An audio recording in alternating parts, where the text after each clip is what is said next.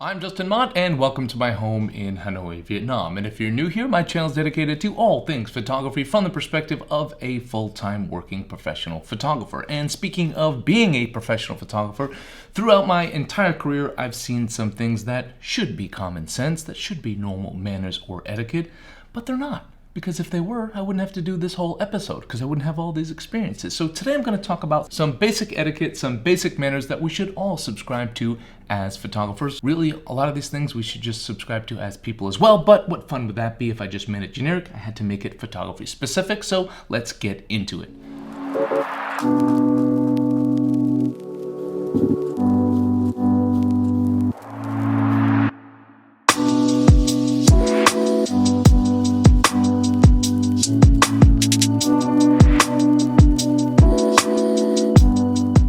So as always, guys, don't forget to check out my online store at justinmott.com, where I've got presets that will not make you a better photographer, but they will add some pop to your images. Those start as low as $4.99, and I've also got one-on-one sessions if anyone out there is interested in improving your photography, open to all levels and all genres of photography, starting as low as $99 for a 1-hour one-on-one session. And lastly, I've got prints available on my website, starting as low as $99 with free shipping worldwide. So like I mentioned, a lot of this will be general life advice, but I'm going to make it relevant to photographers because this is what I do. This is what I've seen. Photographers, we are our own breed, which comes with it its own traits.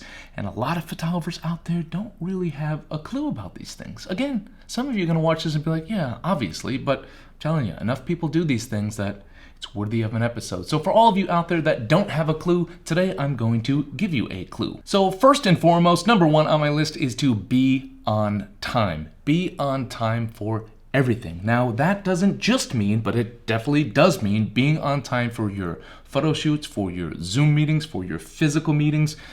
Don't just be on time, be early and plan and think. Think about things that are going to come up. I know so many people that always have the traffic excuse, always have the deadline, a bunch of work came up, I had a hectic week. No one wants to hear that. If you had a hectic week, I heard someone say this before, I forget who it was, but I read it in a book. They said, when you tell people you're hectic, or you had a hectic week, or you say, oh, it's just been so busy, you're kind of telling them you're not really good at managing your life or managing your business. Like, you should plan to be hectic, plan around that. So if you're physically going to go somewhere, plan for traffic. Think of the worst, check things out, do your research. Or if it's a tight deadline for an edit, don't try to squeeze in that other shoot in between if you don't think you can make it. If you can make it, do it. But if you don't think you can make it, don't do it. Don't get greedy. Now, as photographers, just in general, people already are assuming we are flaky people. They're assuming we're like a flaky artist type and we're going to be late, and we're not going to be professional. That's why it's hard for us to charge like our rates, because people have these preconceived notions about us. So don't feed into that. Prove them wrong. I'm going to give you a couple examples of this in my career. So one time I remember having this guy who I was giving a talk here in Vietnam, and there was a young photographer there, and he approached me. He's like, oh, I know who you are. I really like your work, blah, blah, blah. Great, it was nice, it was flattering, and he said, oh, can I get your number? Can I add you on Facebook? I did, and added him, and then he contacted me a couple times, like, let's meet up for lunch, and I was really busy at the time, and still to this day, I'm traveling a lot. So he asked, oh, can we have a coffee? I just want to pick your brain. I said, yeah, fine, I like doing that stuff. I like talking to young photographers. If I can help, if I can give them some advice so they don't make the same mistakes that I do in person, fantastic. I mean, that's why I do this channel. That's what I love doing, this kind of stuff. That's why I like educating. So he asked to meet up. I said, sure. I was in between shoots. I remember the time exactly. I was coming back from one shoot and I was heading out on another shoot. So I only had a couple days. Now, when I come back to the city, when I come back home, I actually don't really like to do much. I like to be at home and see my dogs and hang out with my wife. I don't want to plan and have other engagements, especially if I'm only home for a day or two. But I was being kind, so I said, sure. We planned time to meet up for coffee, and, I showed up, sat down for coffee, and, I was like, all right. I was a little bit early, because I always am, and 15 minutes late, then 20 minutes late, and then I sent him a message. I'm like, hey man, like, what's up? And he's like, oh yeah, I'm meeting up with some friends right now. We're running a little bit late, so we could either meet in an hour or so, or we could hang out like another day. And I was like, yeah, like, one, unapologetic, that was like ridiculous. Even if he did apologize, I mean, unless something really came up, like truly like an accident or sick, fine, but unapologetic apology and not valuing someone's time really bugged me. I'm not the kind of person that's going to scold someone or teach them a lesson, but I'm also not the kind of person that's going to like put up with this kind of stuff. So, I didn't yell at him. I didn't get mad. I just said, okay, fine. Then he asked to reschedule. He messaged me a couple times, and I just said, no thanks. And then I just kind of blocked him. I didn't block him because I'm stubborn and want revenge. I just didn't want to deal with someone like that. I'm sure he was just being immature, and he'll mature at some time in his life, but I'm not his boss. I'm not his family member, and I wasn't even his friend, so it wasn't my job to really teach him. So I didn't. I just blocked him, didn't meet up. And it was a missed opportunity. I mean, someone like that, young here in Vietnam, trying to make a living, that's exactly what I've been doing for almost 20 years. So I could have definitely helped him, and I didn't need anything out of it. I was just trying to be genuine and help him. So a real big missed opportunity for someone like that. Another story about being on time. This is more about being on time for a deadline. So as a business owner, we have our production company. So we also hire freelance photographers, freelance editors, freelance cinematographers, and things like that.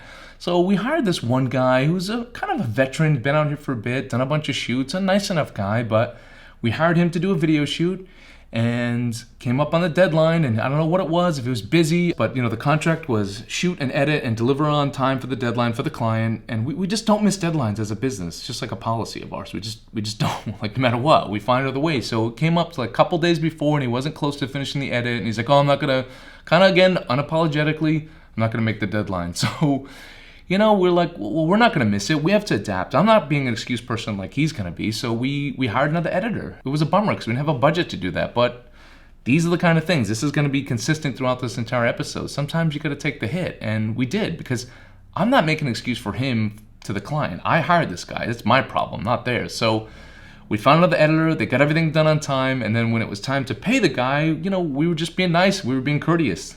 Manners, etiquette. We said, okay, well, we're going to pay your shooting fee and your editing fee, and if you think you should take it, and he took it. It was like, not really a test, well, kind of a test, but it was more just being courteous. Like, all right, like, we agreed on this amount, we'll pay you. You didn't do your job, but that would be nice. I honestly thought, like, there's no way he's going to take this, but short-term thinking. That's another theme that's going to be consistent throughout this entire episode. He took the money, and after that, I could be friends with the guy, but he's not going to work for me ever again. The unapologetic lateness, costing his money, and then even accepting the money at that point, like, accept your shooting fee, but don't accept the editing fee.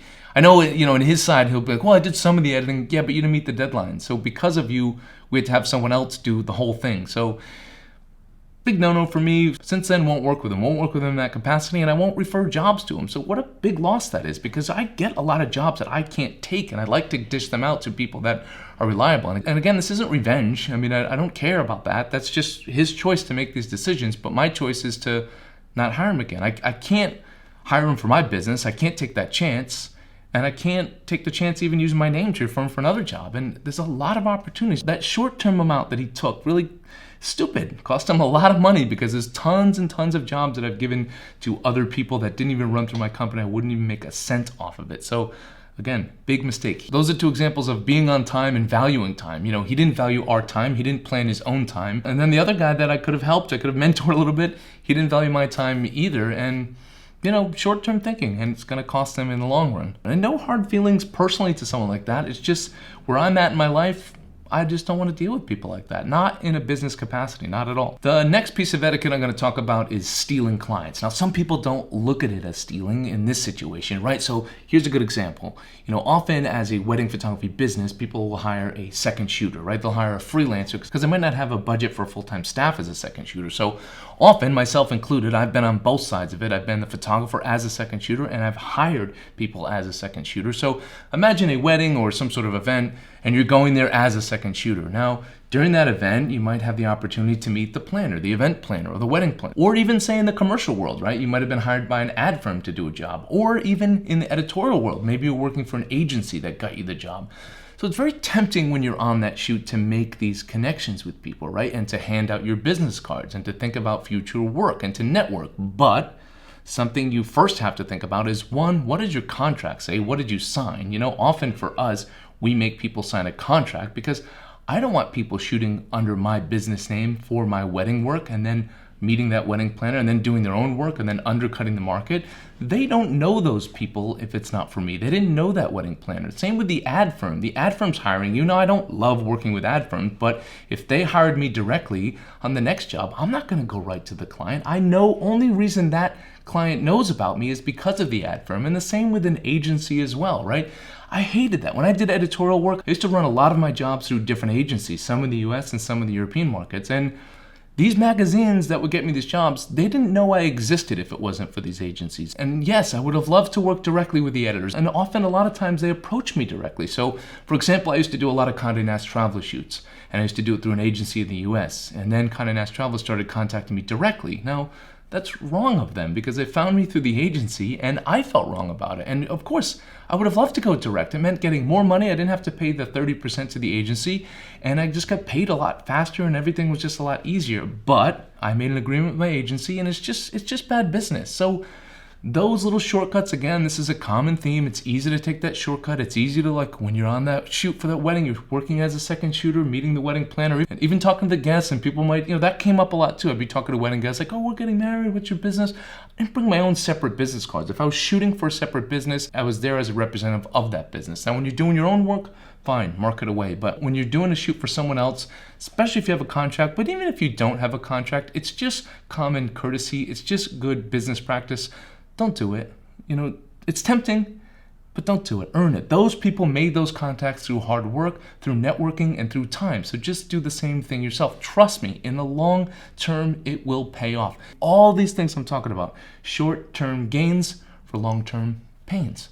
Just made that up. Maybe someone else said it. I don't know. I think I made it up. The next piece of etiquette is more physical, positioning. Now, as a photographer, depends on what you're doing, but some genres of photography, you've got to jockey for position. I mean, physical position, where you're at. Now, of course, if you're a commercial photographer working with a client, you don't really have to deal with this. There's typically not another photographer around. But although I've been on shoots where other teams are there shooting different things, this is really more for wedding photography, events photography, and even as like a photojournalist or a news photographer.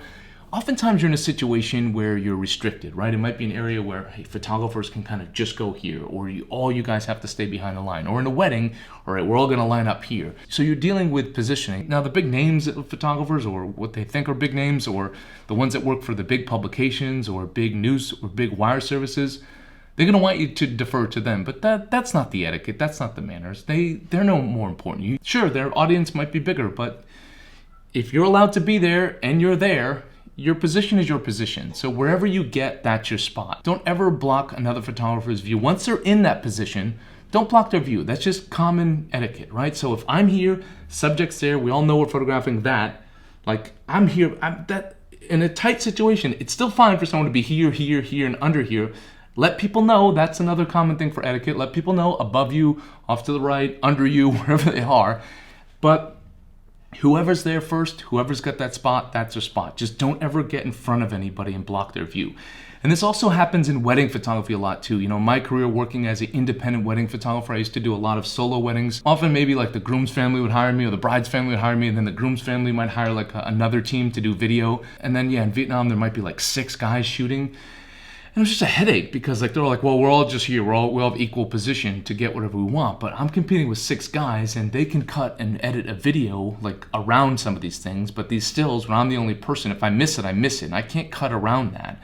And so, it was a pain. So the etiquette is really like, I know wedding videographers are going to complain about this, but they're going to say, we all have an equal right. But if you got 3 guys, like, let the photographer get in a position. Now, the photographer also doesn't need to be a jerk and needs to communicate as well, like, especially for the big moments. Okay, first kiss, so you talk about this ahead of time, you communicate. You say, okay, I want to be low and off to the right. So I don't want someone like behind them shooting at the same time. Because in the first kiss, you're going to have a cinematographer like right in there. So you go low, I'll go low, you also go low if you want to go from behind, or you go to the left. Like, communicate your position. And another thing I did just to avoid a lot of these conflicts, and it doesn't pertain to news, but news, again, I'm just saying, get in your position. Once that's your position, don't obstruct another photographer. So if you want a good spot, get there early and claim that position. Now, with wedding photography, what I would do is I would often have a conversation with the bride and groom ahead of time. I just had to, because I had too many shots with people right in the shot, and it's awkward. I'm not going to communicate and yell at these guys like, hey, get out of the way, because some people just don't know. Some people are new, and wedding video teams hated me. But I would have these conversations with the bride and groom ahead of time. I would say, listen, what's your priority here today? I mean, how many videographers do they have? Okay, if they said they had 1, then I'll work with that person, and we'll communicate. But if they got 4 or 5, okay, good chance they're going to be in a lot of my shots. So I would communicate to them. I'd have a conversation with them and say, what's your priority? Can I have priority? And if not, fine, they'll have priority. But know that if they have priority, I'm not going to say I'm going to get horrible pictures, but if they have priority, then I've at least planted the seed for the fact that they might be in some of my shots. And I can't get to the exact positions that I've been in for the shots you see on my website. Again, not an excuse, but just getting it out there right away. But every single time they gave me priority, so then I didn't have to have an awkward conversation in the moment. Again, I'm not a jerk, and I respect the work that they do. I've been on that side too. I respect it and I understand it, but if I'm going solo, I know they can get what they still need, and I can get what I need if I can communicate and tell them, like, okay, that guy can get off to the left, because I know you got two other people over here that have an angle of that. So that's kind of it for positioning. For weddings and events, communicate ahead of time, communicate with your client, who gets to be where, who has priority. For shooting news and things like that, where you're in a cramped space or you only have a certain amount of space, whoever gets the spot, whoever gets it early, claim that spot and don't obstruct another photographer. The next bit of etiquette I'm going to talk about is a big one, and this is something I see, especially our breed photographers, they do a lot of this. Don't be cheap. Pay for things, and just never ever assume. So as a small business owner, I've owned my commercial photography business, I've owned my wedding photography business, and yeah, after a long shoot, like if I had a full crew with me on my team and I'm making more money than them, after a shoot, I'm gonna take them out for beers, like every time, and I'm gonna pay for it. But don't assume, even if I took you out for 10 times, don't assume on the 11th I'm paying. Always offer. Just a courtesy thing. No one wants to feel like they've been taken advantage of. And not just in that situation, do it for clients as well. Often you're out, like you're shooting, for me, I shoot a lot of hotels. Might go out with the client off-site after the shoot, or maybe even have drinks at the hotel. And that's not part of my contract. No alcohol is part of my contract. So then, you might invite them out, or they might invite you out, whatever it is. Don't assume, just always offer to pay. Like you're in those positions, the drinks are expensive and things like that. Don't just assume they're paying. Even if they invited you out. It's just common manners. Always offer to pay. And sometimes, people are going to accept it and be okay with that. For me, it's very easy. It's very tempting when I'm shooting luxury hotels, right? Sometimes a client, you finish the shoot, they want to reward you. They say, oh, let's have drinks tonight, right? Let's have drinks at the hotel bar. And it's expensive there, right? So a lot of photographers are like, okay, and they just won't even offer to pay. So they think, oh, it's their company. They can put it on their company card. Never assume. Every time when I'm in that situation, I offer to pay, and it's genuine. If they accept it, I'm happy. And even beyond that, even those positions where where it might even be normal for them to pay, again, their company card, they might have even hinted at that, like, oh, I can expense this. The classy thing to do is also still pay it. Even if it's a small hit for you, still pay it. People will appreciate that. That goes a long way. And, being cheap, people remember that kind of stuff. And it's going to affect your business transactions later. Later on when they want to buy more images and you're charging them for more images and oh, this guy's cheap. That's what they're going to think, But if you paid and they don't think of you that way already, then they're probably more likely to spend more on the next shoot or even to buy more images and feel okay paying for that. So never ever assume. Just don't be cheap in general. People talk. I talk when people are cheap. I make a note of it. I don't like hanging around with cheap people. I'm not saying you have to be extravagant and take people out and make it rain all night, but offer to pay. And if a client's paid a bunch of times, even if it's on their expense account, make a point to pay. Again, short-term thinking, you're going to save a couple bucks. Long-term, trust me, it'll pay off. The last bit of etiquette I'm going to talk about is to honor your word. Your word is everything. Word of mouth is everything. Word of mouth is the cheapest and easiest way to market yourself or to market your business. And word of mouth comes from your reputation, and your reputation comes from you honoring your word. Now, it's very tempting as a freelance photographer when something comes up like, okay, maybe I've been in this situation so many times. When I was doing my TV show, it was paying me a pretty good rate to do the TV show, but when I had other commitments that I already agreed to, even if it was less money, I honored those commitments. I honored those dates. I honored those contracts. Sure, if things can be moved around and they're amicable to it, there's exceptions. Again, honor your agreement, honor your word. I've seen so many photographers do this. They booked for a smaller job or smaller wedding or smaller commercial job, and then they had a big job come up on the same dates, and they just said, screw it. They did the other job. It's just stupid. It's short-term thinking. Again, people are going to talk. Word is going to get around. We recently did a remote shoot in Thailand for a potentially large hotel client, and it was our first shoot for them. And we had to, because of travel restrictions, we had to manage the shoot remote, which means we had to hire a local team in Thailand to shoot this. I knew this one guy, and I figured we could do everything through him, and he was a very nice guy. I didn't know him that well, but I trusted him, and I saw how hard he worked because I see these things. I look at people's Instagram account, and you can learn things about people, and I met him in person a couple times, and he had good character. So we hired him. My team managed the shoot. We directed him remotely, but then he subcontracted out a drone guy, and that drone guy, the night before the shoot, this drone guy signed the contract, and the night before the shoot, Last minute, he said, you know what, screw it, and he left. He said he didn't want to, this is what we were told, he didn't want to work for that other guy, he didn't want to work for us, he wants to do his own business for commercial photography, he doesn't want his drone for our business, which is fine to have that thought process. It's fine to start your own business, but that's not the time to do it a day before a shoot, and it's just stupid. Long term, I'll never hire that guy again, and my friend that did the shoot for us that managed it, he lives in Thailand, he won't hire that guy again, and then word will get around. For him, ruined his reputation with us, ruined his reputation with the guy on the ground that could potentially hire him for a bunch of other shoots. Luckily for us, we were able to think on our feet. Again, no excuses, we found someone else just in time, and everything went smooth for the shoot. Like, I remember one time early in my career, I was just starting out here, and I had a chance to photograph like a pretty big celebrity's wedding out here, and someone had already booked me for a wedding, a much lower key wedding, a much lower budget wedding. And the way it works in Vietnam too, if I'd done that celebrity's wedding, like, oh my goodness, like the amount of business I could have got after that, it's just like celebrity weddings, kind of anywhere, it's a big deal. But I couldn't. I already made an agreement with someone else, already signed a contract. Even if I didn't sign a contract, I gave them my word, and that's important. So yeah, short term, it sucked. Sometimes you gotta bite the bullet, and I honor my word, and that's what's important to me. I could sleep well at night because of that. So don't take the shortcut. That's sort of the consistent theme throughout this. There's always going to be plenty of opportunities to take the shortcut, to take the quick money, to take the easy job, to try to cut the line. What works in the end is spending time, being patient, following etiquette, having good manners, honoring your word, being on time. All these things I talked about are very important, because you can market all you want online. That's great, but people are going to talk. And when you do something wrong and you screw someone over, that's when they really talk, and that's when word really spreads quickly. All these examples I told you about of all these other people, I gave them a chance. No hard feelings to them. I won't do business with them again. A lot of people think like me too. So don't take that shortcut if you want your business to be a success in the long term. That's the episode, guys. Hope you guys enjoyed this. You can add your little etiquette in there, your manners, things that you want to talk about. I'd love to hear it. You can add that in the comment section, guys. Thank you for tuning in. Don't forget to like, share, and subscribe. Don't forget to visit my online store at justinmott.com. And don't forget to have a wonderful day.